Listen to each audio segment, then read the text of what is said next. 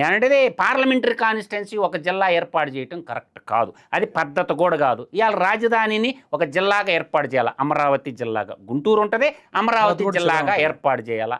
ఇవాళ బాపట్ల జిల్లా ఏర్పాటు చేశారు, అది బాగానే ఉంది. బాపట్ల జిల్లా సముద్ర తీరరేఖ పొడవు ఉంది, కొన్ని జిల్లాలు బాగుంటాయి. ఇప్పుడు కోనసీమ జిల్లా ఉండే. అంబేద్కర్ ఎవరు? దేశానికి సంబంధించిన ఒక జిల్లాకు పెట్టేది ఏంటి? జాతీయ స్థాయి పథకాలకు పెట్టాలి అంబేద్కర్ పేరు, ఒక జిల్లాకి పరిమితం చేయకూడదు. అంబేద్కర్ అక్కడ ఎస్సీలు ఎక్కువ ఉంటారు కాబట్టి అంబేద్కర్ పేరు అదే తప్ప. అంబేద్కర్ అందరి వాడు, కొందరు వాడినిగా చెప్పబాకండి అంబేద్కర్ని. కాబట్టి అంబేద్కర్ కోనసీమ జిల్లా అద్భుతమైన పేరు. దివిసీమ జిల్లా ఒకటి పెట్టుకోవాలా. ఇప్పుడు దివిసీమ జిల్లా అనేది అద్భుతంగా ఉంటుంది. ఒక ఊరి పేరు తీసుకోవాల్సిన. ఇవాళ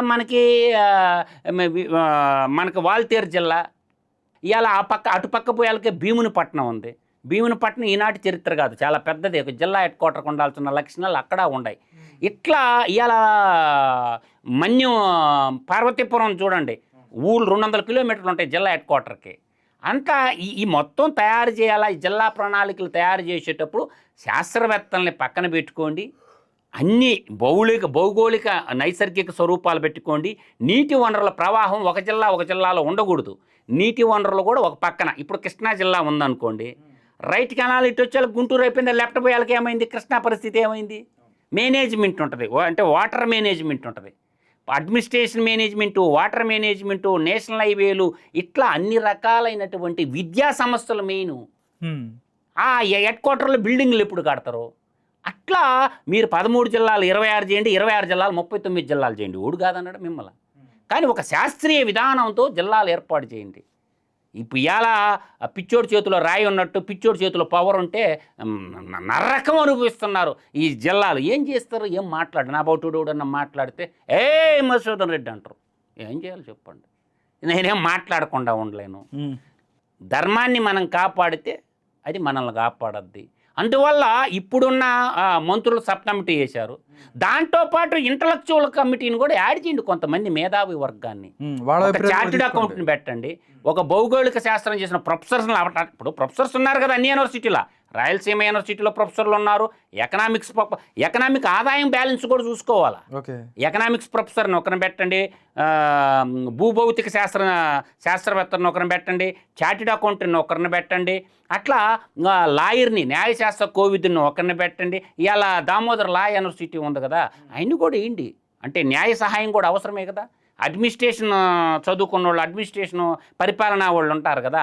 అట్లా మంత్రుల సబ్ కమిటీతో పాటు నేనంటుండే వ్యాలిడ్ పాయింట్ ఏంటంటే, న్యాయశాస్త్రంలో చదువుకున్న నిష్ణాతులను ఒకరిని, ఎకనామికల్ ప్రొఫెసర్ని ఒకరిని, అదేవిధంగా ఆర్కియాలజీ ప్రొఫెసర్ని ఒకరిని, ఇట్లా వీళ్ళందరినీ నీటి వనరుల మీద కమాండ్ ఉన్న ప్రొఫెసర్ని ఒకరిని, శాస్త్ర సాంఖ్య ఇంజనీర్లు ఒకరు, రిటైర్డ్ చీఫ్ ఇంజనీర్లు ఉంటారు కదా, వీళ్ళందరినీ వేసి ఒక కమిటీ వేస్తే అప్పుడు డ్రాఫ్ట్ అందంగా తయారవద్ది. అవునా కాదా? నేను చెప్పిన పద్ధతి బాగుందా లేదా? ఇప్పుడు హాస్పిటల్ సర్వజన హాస్పిటల్ కట్టాలా హెడ్ క్వార్టర్లో. కాబట్టి అలా ఆలోచన చేసుకొని అటు మేధావి వర్గాన్ని వాళ్ళు ఫ్రీగా సాయం చేస్తారు. వాళ్ళకి డబ్బులు ఇవ్వబడి, జీతాలు కూడా ఇవ్వబడలే, ఇళ్లలో ఖాళీకి కూర్చున్నారు రిటైర్డ్ అయిన వచ్చి చెప్తారు, సలహాలు ఇస్తారు. ఆ బుద్ధి ఎవరికి ఉండాలా? ఆ బుద్ధి ఎవరికి ఉండాలని నేను అంటుండా.